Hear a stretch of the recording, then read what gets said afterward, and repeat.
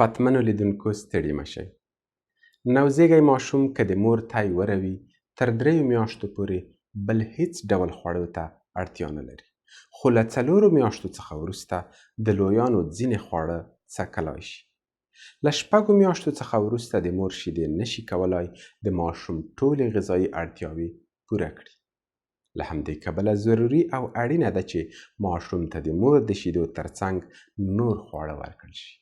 دا خبره یو ځل بیا تکراروم چې که له 6 میاشتو څخه وروسته ماشوم ته د مور د شیدو ترڅنګ نور خواړه ورنکړل شي، وده او فزیکي انډولي ګډوډېږي.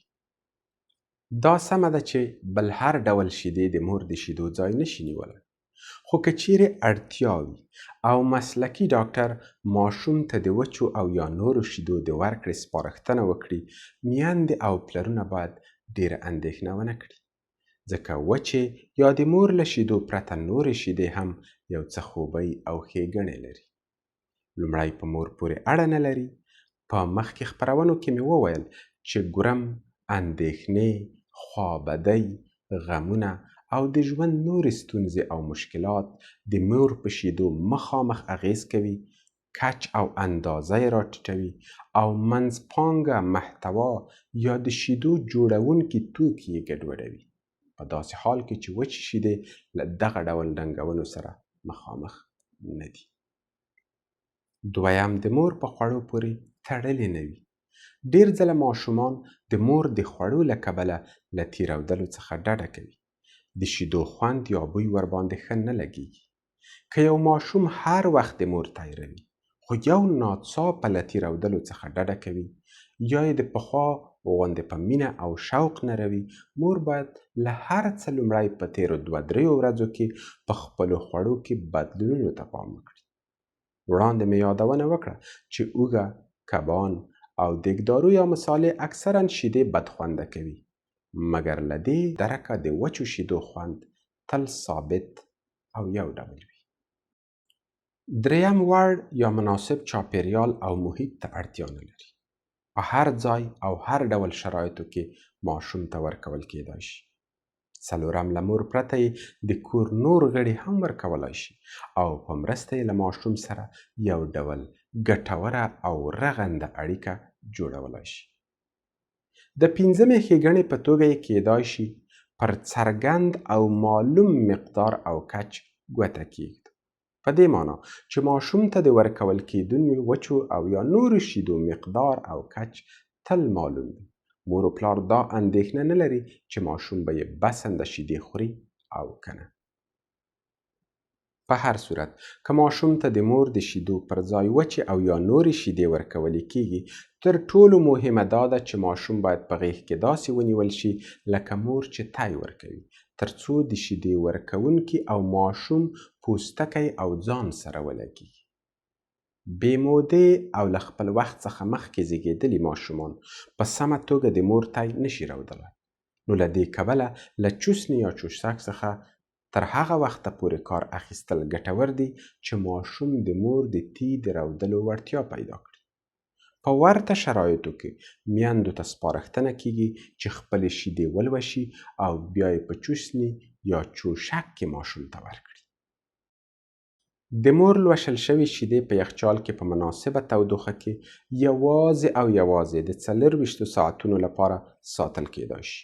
که له 24 ساعتونو څخه ورباندې ډیر وخت تیر شي، باید ایسته وغورځول شي.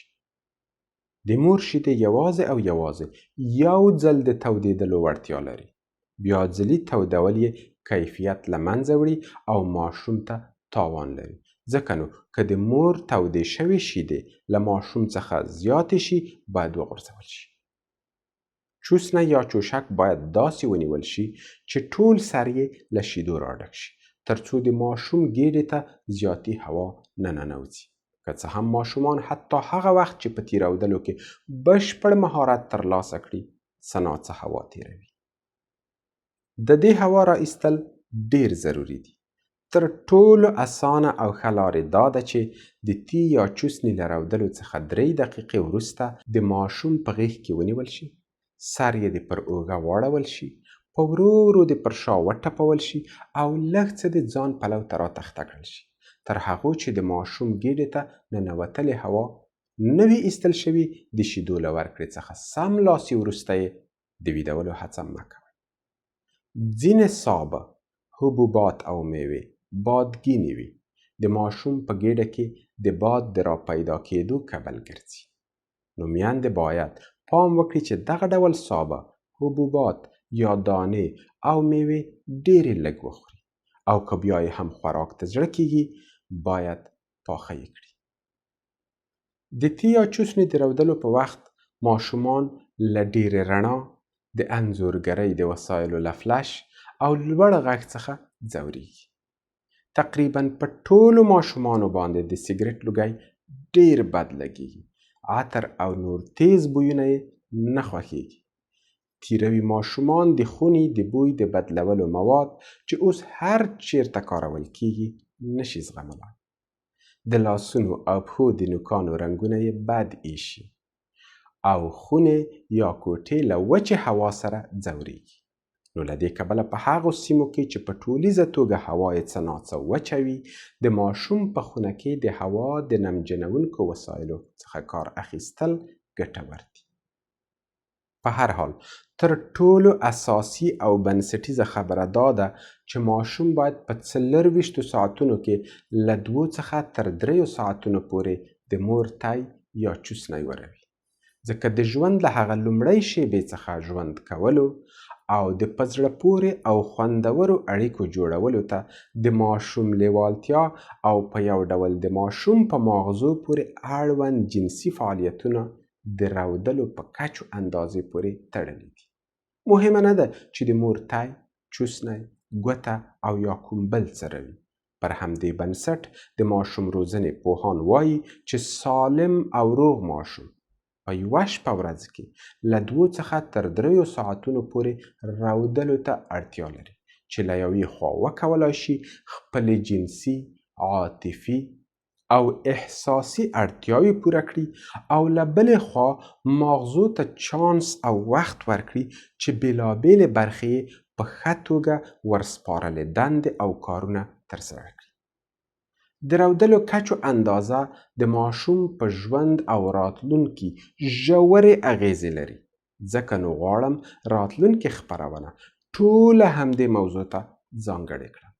تر هغو مو په خدای سپارم، خو پام مو وي چې د دې چینل سبسکرایب او د دې ویډیو لایک یا ډسلایک مو هیر نشي. ښاد اوسئ.